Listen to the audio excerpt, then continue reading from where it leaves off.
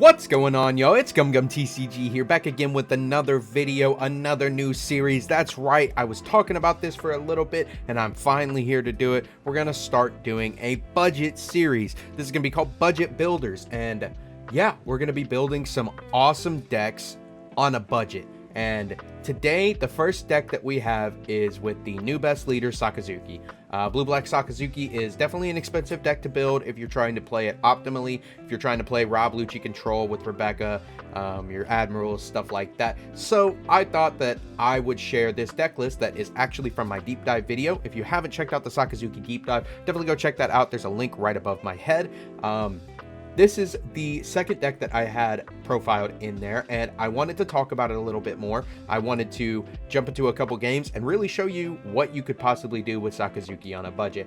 This might not be the most optimal build. You might have some better recommendations, and if you do, leave them down in the comment. Make sure to give this video a like, and also make sure to subscribe. We are on the goal to get to 1,000 subscribers by the end of the year. If we hit that goal, I will be giving away a box of Op05 to one lucky US subscriber. So please help me reach that goal. But yeah, this is going to be the Sakazuki leader. If you don't know what he does, he's a 5,000 4-life leader, blue and black, navy archetype. Activate main. Once per turn, you can discard one card and draw one card. Really strong early game to be able to start sculpting your hand. You can do this on turn 1. The only cost is to trash a card from your hand. So just doing that to, let's say, get rid of, let's say you mulligan, and you mulligan into 5 cards, and 2 of them are unusable until late game, and you only need 1 of them late game. Just get rid of it, and you could draw a 2K, you could draw something else usable, something you could put on the field way earlier. It's definitely very powerful. People are sleeping on that part of the ability. Like I said, being able to sculpt your hand is crazy. That's what blue likes to do. Blue likes to stack the deck. They like to draw some cards, and they like to know what their turns are going to be like, setting up for the next one, and the next one, and the next one. In Queen, I know that personally, it is very important to stack your deck correctly, and it can help you win games. And that's what we're going to be doing a little bit of with this list right here. So we're going to jump into this in just a second. But first, I want to shout out Dueling Guard. If you haven't heard of Dueling Guard, they're the best TCG accessory company on the market. They make binders, deck boxes, and playmats that are top tier quality with the best anime designs you could ever ask for. Please don't waste any more time. Go check their website out. It's in the link in the description below, and I also have a code GumGumTCG you can use for a discount at checkout. What? You haven't heard of Dueling Guard? Dueling Guard is the best TCG accessory company on the market. They have high quality deck boxes, binders, and playmats made for people who enjoy playing and collecting trading card games in style. They have tons of designs based off of fan favorite animes such as One Piece, Bleach, Full Metal Alchemist, and many more. They hit the ground running earlier this year, making high quality TCG accessories with beautiful designs that have sold out many times. So if you haven't picked up any of their products, make sure to do so before they sell out again. I have a few deck boxes and playmats from them already, and can attest to how they don't cut any corners when it comes to quality, performance, and design. I highly recommend their products and use them every time I play cards. Be sure to check the description below for a link to their site and use code GumGumTCG for a discount at checkout.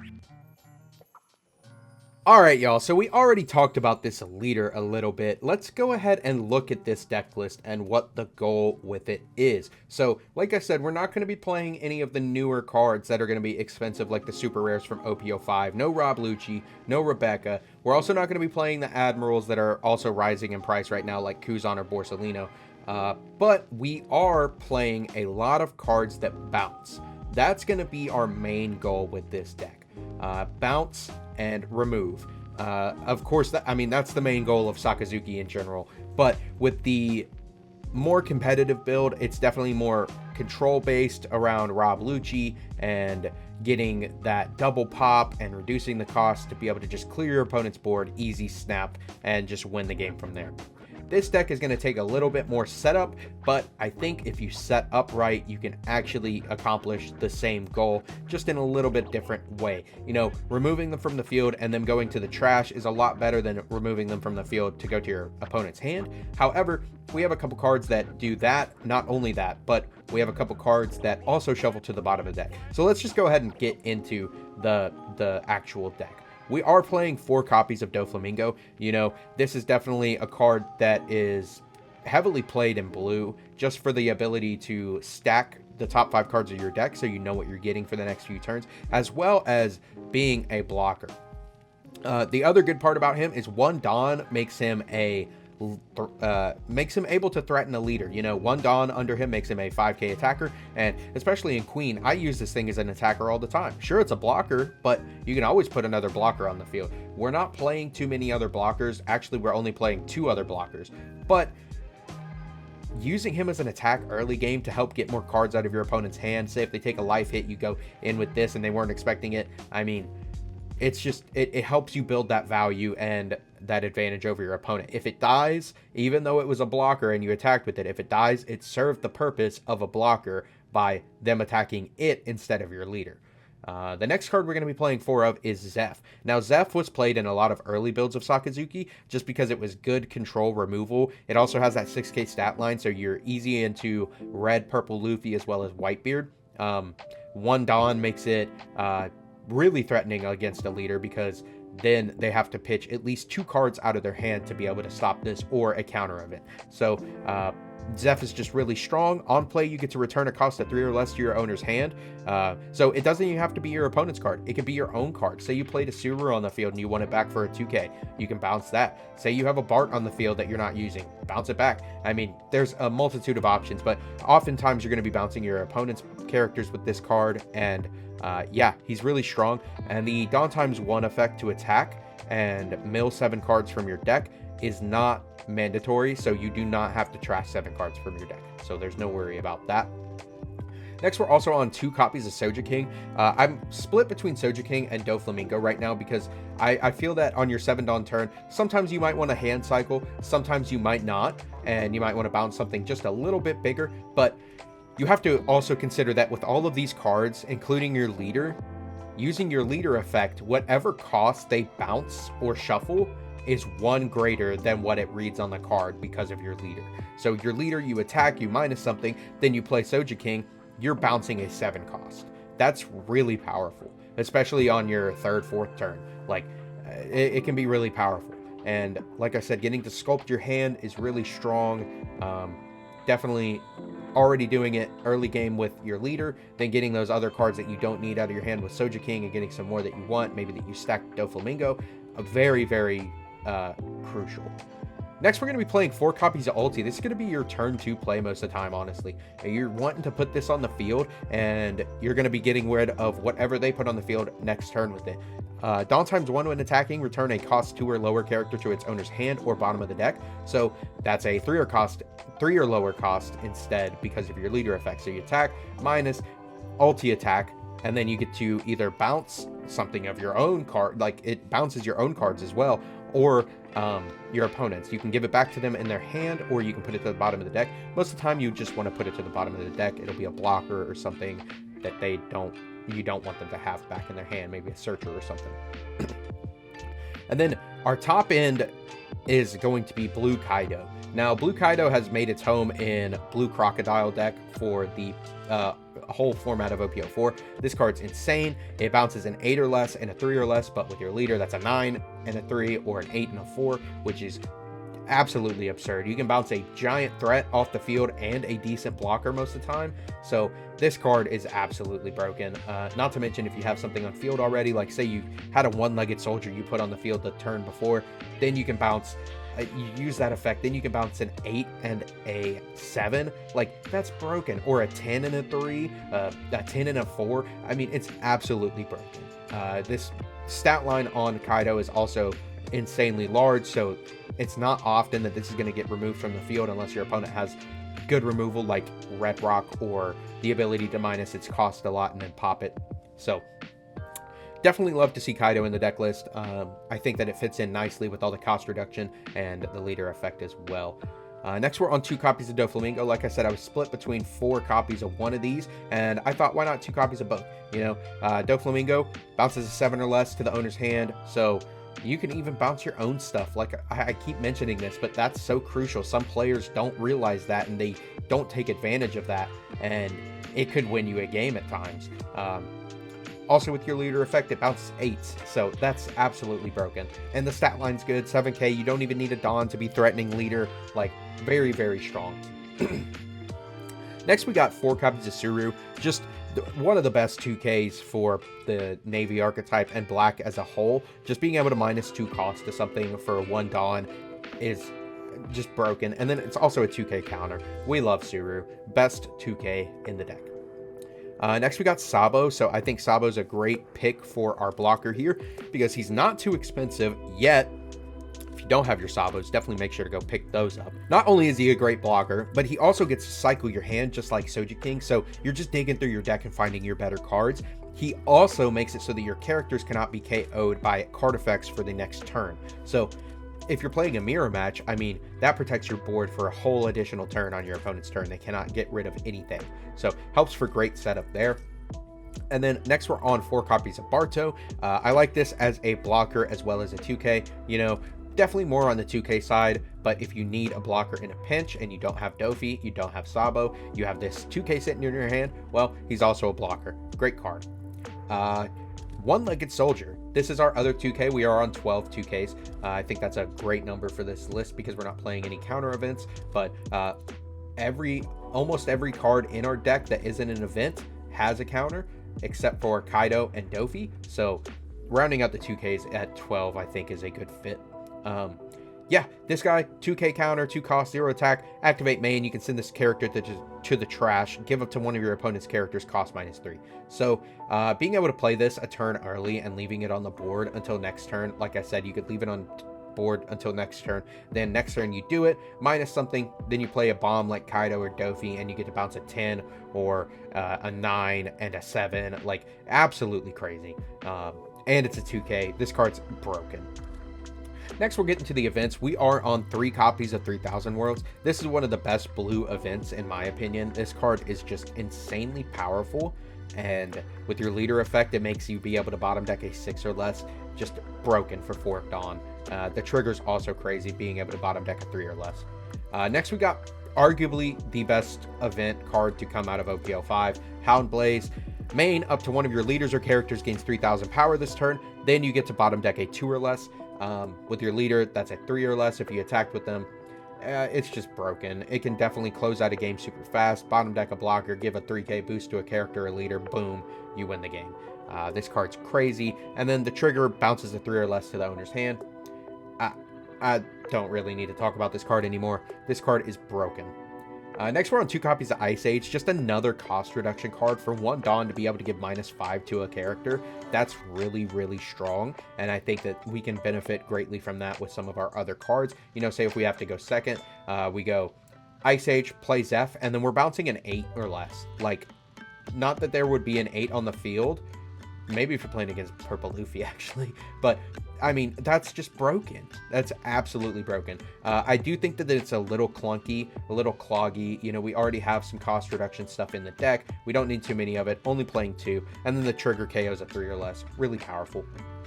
Next, 2 copies of Meteor Volcano. KO's a 1 or less, which is actually a 2 or less with your leader effect, so really broken. And then the trigger to draw 2 and trash 1, just continuing that hand cycle is really advantageous. And then finally, we are playing a stage card. We are on Marineford, Navy HQ, if you would.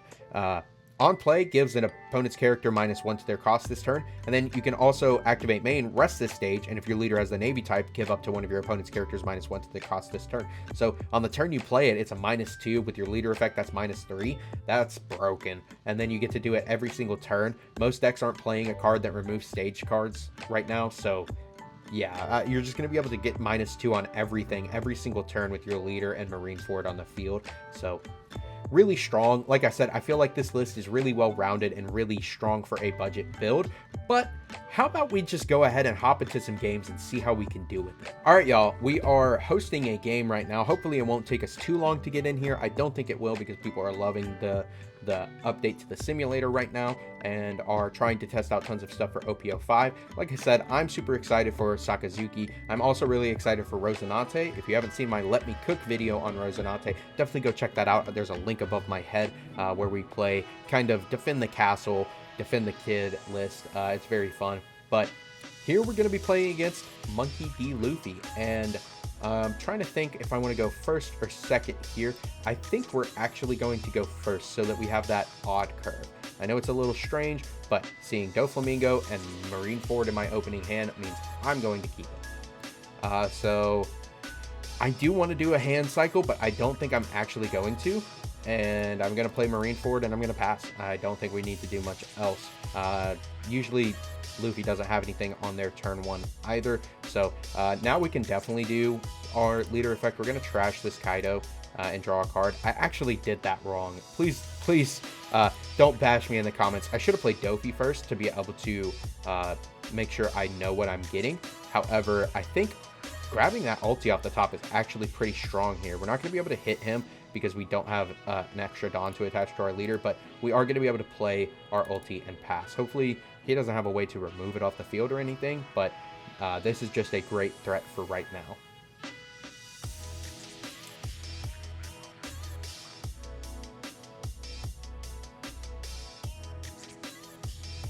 He's going to go in for 6 out of us.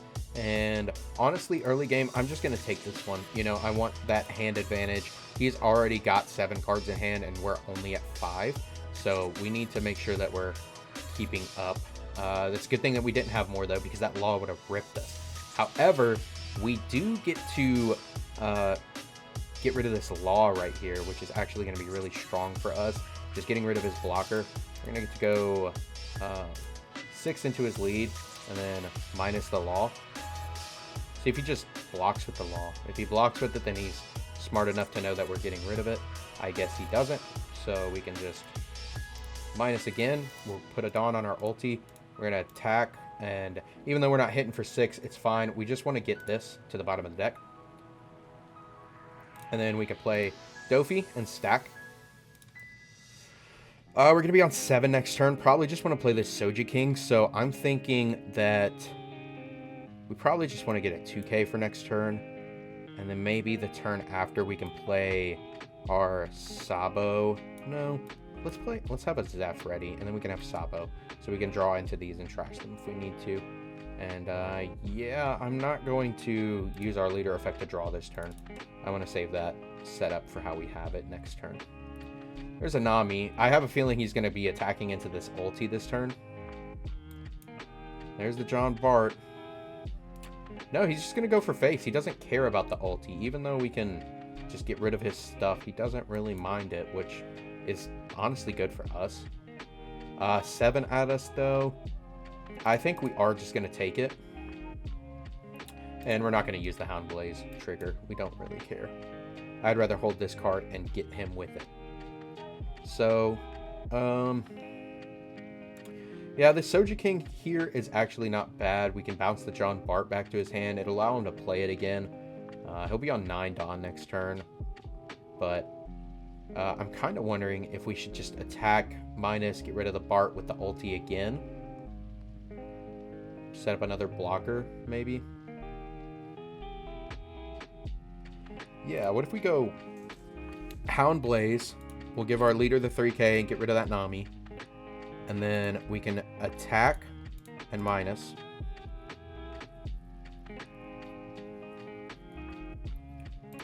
We can minus. And then we can go 2 under ulti.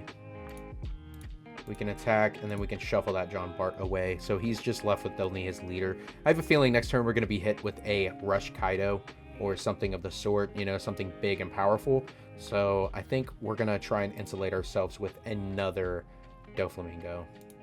And we can also sculpt for later as well. Nothing crazy. I do think just keeping that Zeph there. We're going to be on 9 next turn. Yeah, I think the Zeph there is going to be fine then. Or do I want the Sabo? I kind of want the Sabo.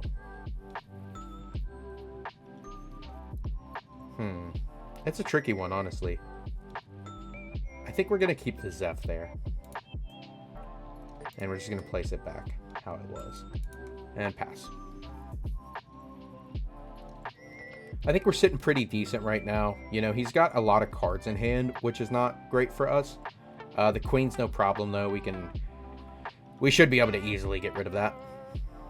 Like I said, I was kind of more scared of, like, Rush Kaido or something like that, so... 4, he's going to be hitting us for 10. We're just going to get rid of that hit with the Dofi blocker. That's why we put him there. Alright. I wish we had another way to reduce this Queen's cost other than attack and Marineford. But this Zeph, well, we could just play Soja King. Actually, I think that's what we want to do. Like, I know it's giving him another card in hand, but getting rid of it feels right. We get to trash 2. We can get rid of ulti. And I'd like to hold the Zeph, but I also want the Sabo. I think we're going to get rid of the Zeph. No, the Sabo, because we should have another one to draw next turn. And unfortunately, this is kind of that problem you run into playing against Red Luffy. They just are bigger than your leader, so if you don't have the extra Dawn to put under your other characters as well, it's always a little tougher than it should be. So we're just going to go in for 6. 7, sorry. It's like 6 against them, though. And then we get that Uso Hachi out the hand. He's got 8. Like I said, we're kind of scared of Rush Kaido here. Pop our Dofi.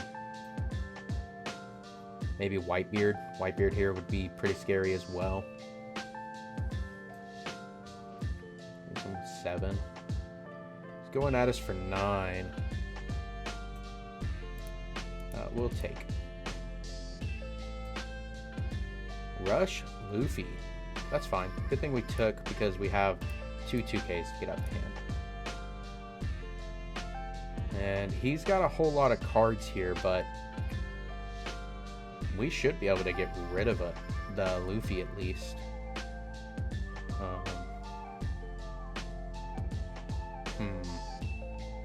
We'd have to play our Suru on the field, but I don't really think that's too much of a problem.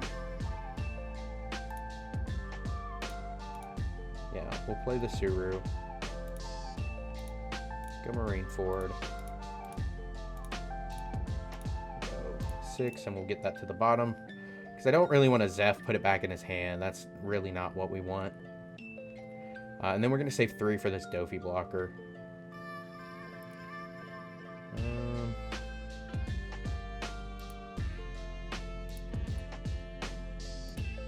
Go 2 under Soja King, in for 8. Trying to just get these cards out of his hand, you know? Just want him lower than what he is right now.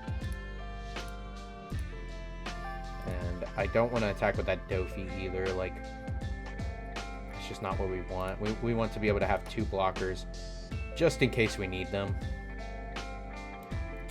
We are going to place this on top. We want that Howl Blaze next turn. We can also trash for that 2K as well. And we'll pass.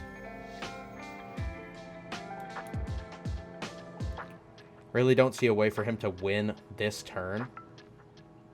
10 Dawn. Yeah, we'll drop a 2K for it.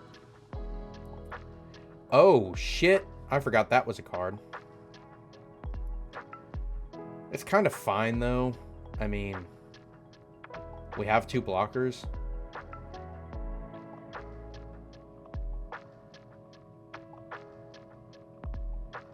Well, that's unfortunate.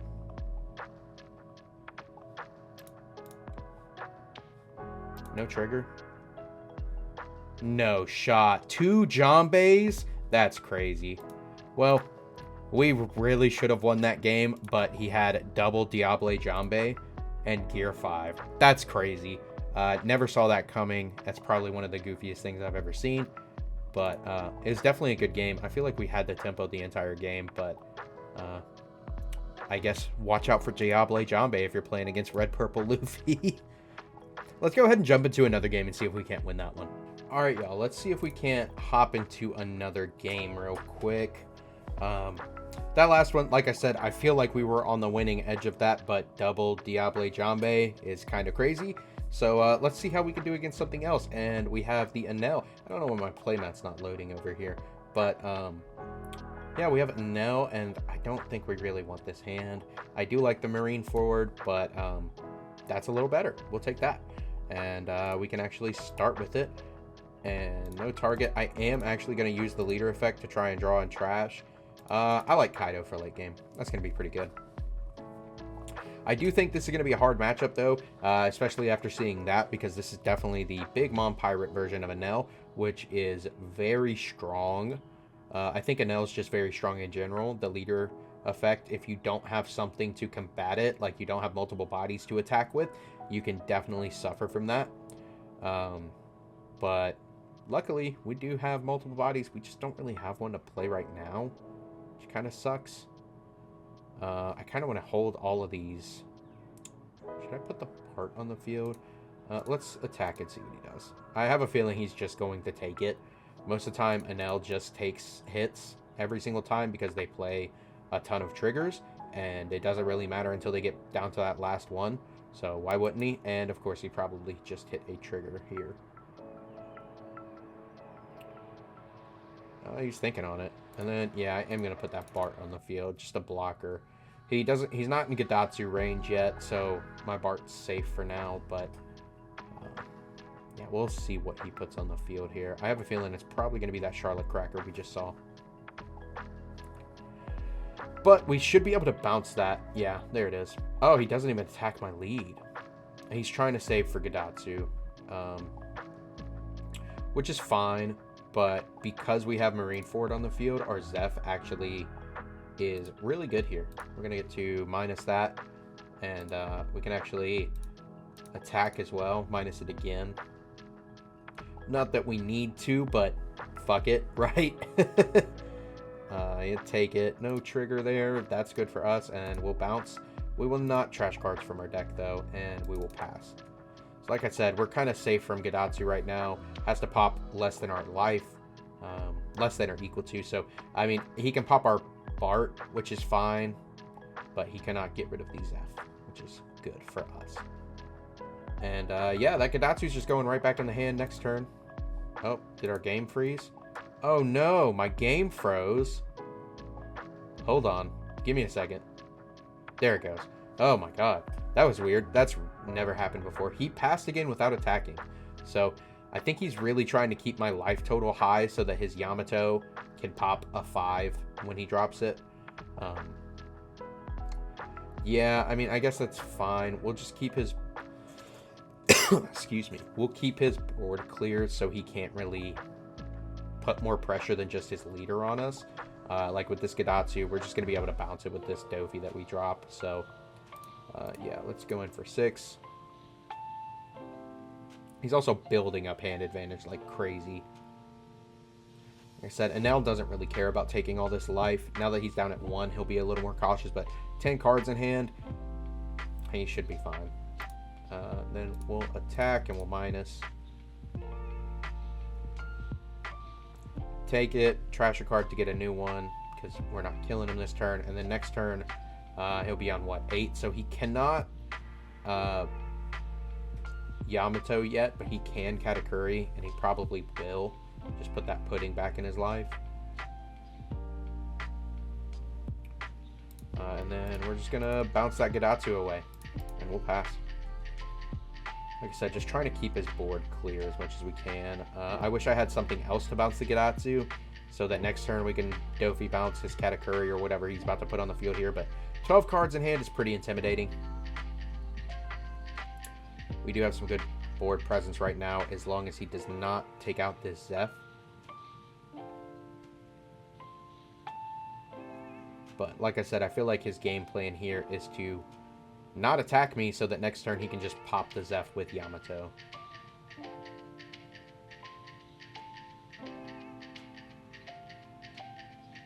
Yeah, there it is. I had a feeling, but we do have some 2Ks, and I am going to use them.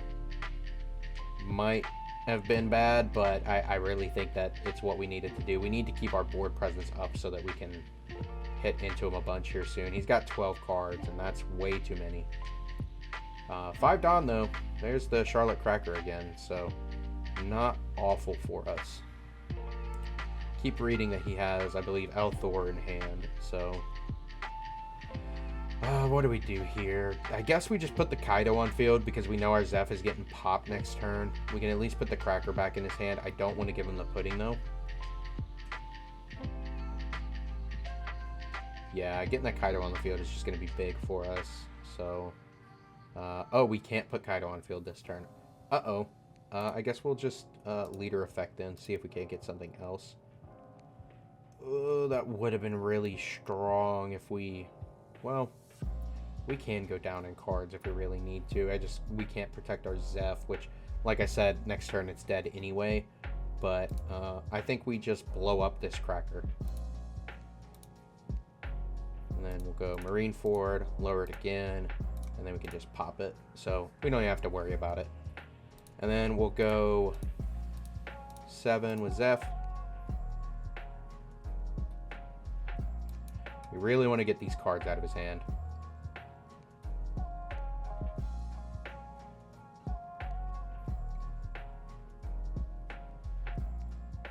That's fine. It was Arrow, not Thor. Okay, so let's go for 9 here. And I have a feeling he'll just take this one, trash a card, and get a new one. Yep. Because if it's a trigger, that's really strong for him.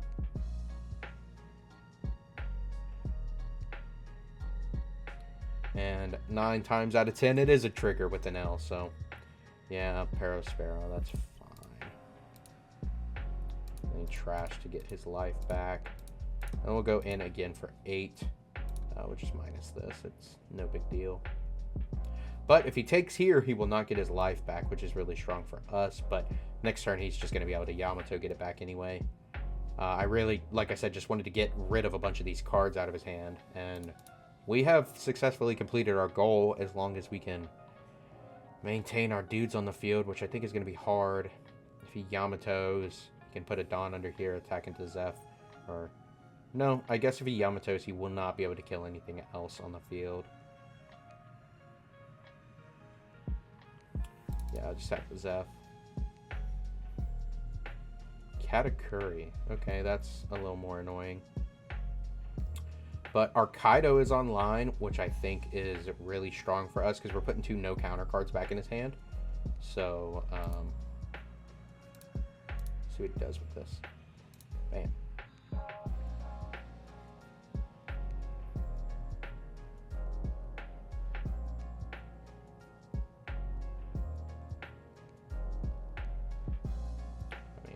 Either way, if he takes it and trashes another one, it's fine.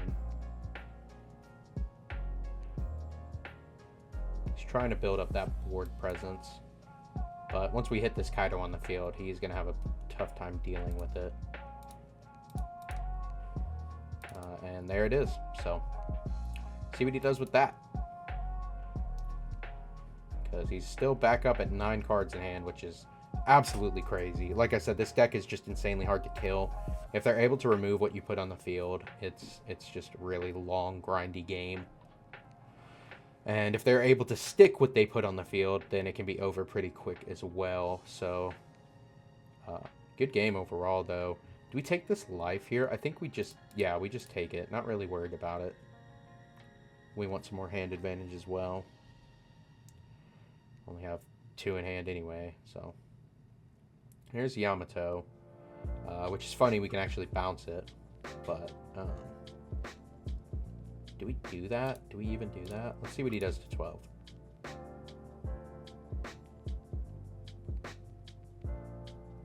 Takes, just as I figured he would. And then do we just go 15? I don't think that's the right answer. I think we should go another Kaido. Yeah. So then it's going to be hard for him to kill this one. Yeah, let's go minus.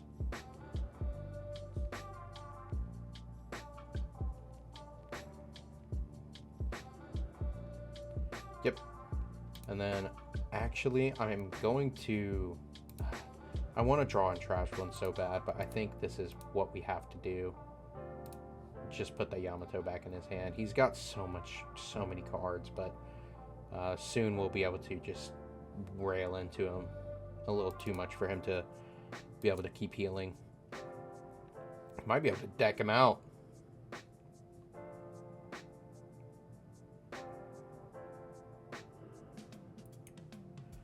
Probably just another Yamato turn. I mean, be nice if we could get something to get rid of it again next turn. We'll see what we draw.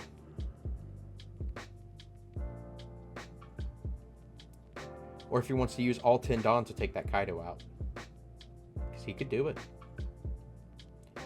Actually, no, he couldn't. I'd like to see him try. That'd be funny.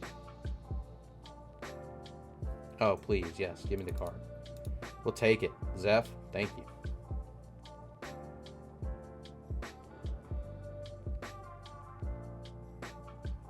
Yamato again. Not bad. Let's go leader. It's actually good. Unfortunately, it's not good enough. We'd need one more cost reduction. Yeah, that we don't have. So,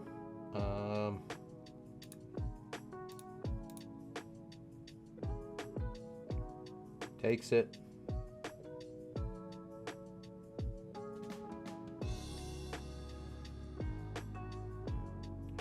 Thinking.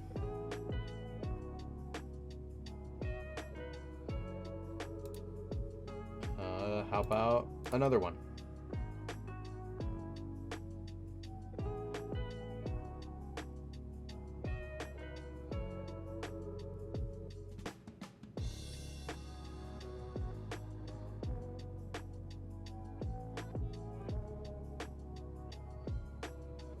Okay. And here I'm thinking just going 15 so that he has to either take this. Well, I guess he would just take it, right? Give me a whole bunch of cards. And if he has another Yamato, which he should, then we're kind of in a pickle. I'd like to see him give me a whole bunch of cards.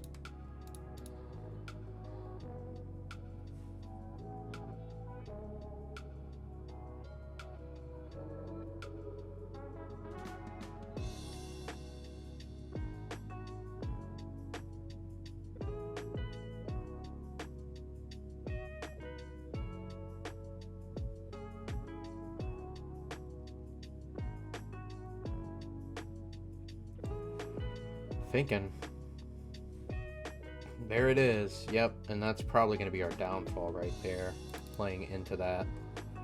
This deck's just so hard to kill, because if he has another Yamato here, I mean, it's just another life that's going to take 3 successful hits through 11 cards in hand to kill him.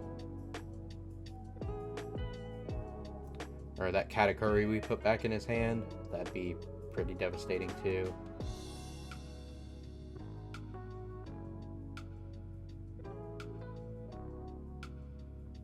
I guess we'll see what he does.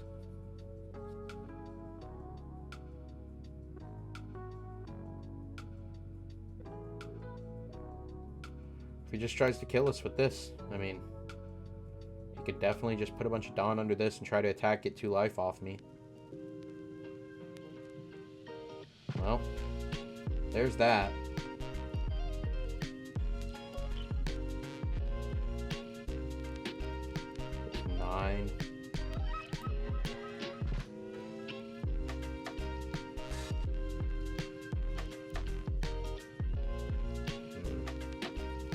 It's tough.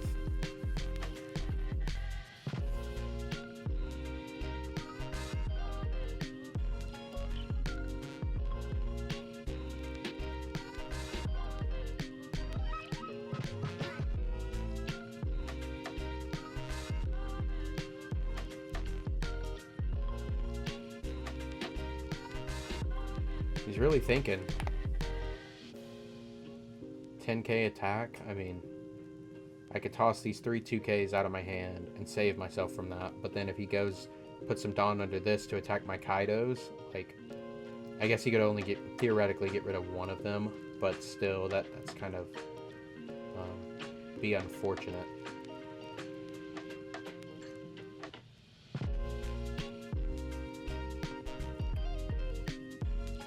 Yeah, I think we do counter here.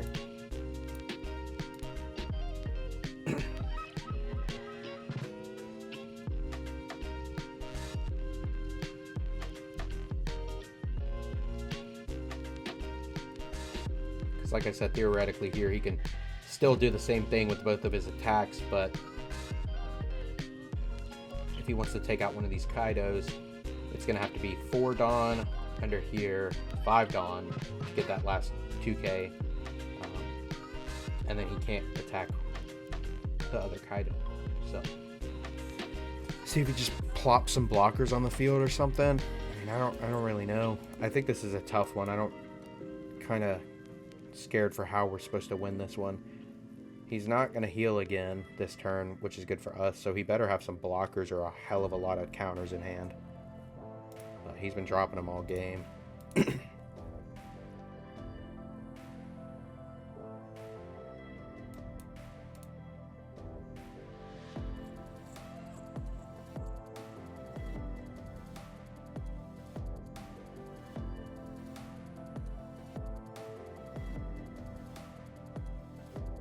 Okay, so he is going to try and go after one of them. And we do have the Zeph to stop it.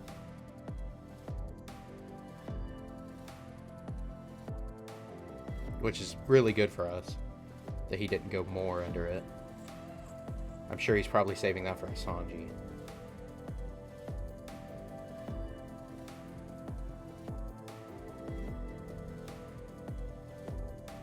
Maybe? Taking some time to think. Oh, he conceded. Yeah.